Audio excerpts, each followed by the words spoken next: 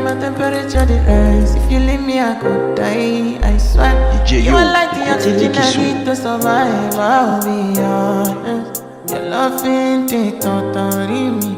I am so obsessed. I want to chop your kwabi. Your body they make me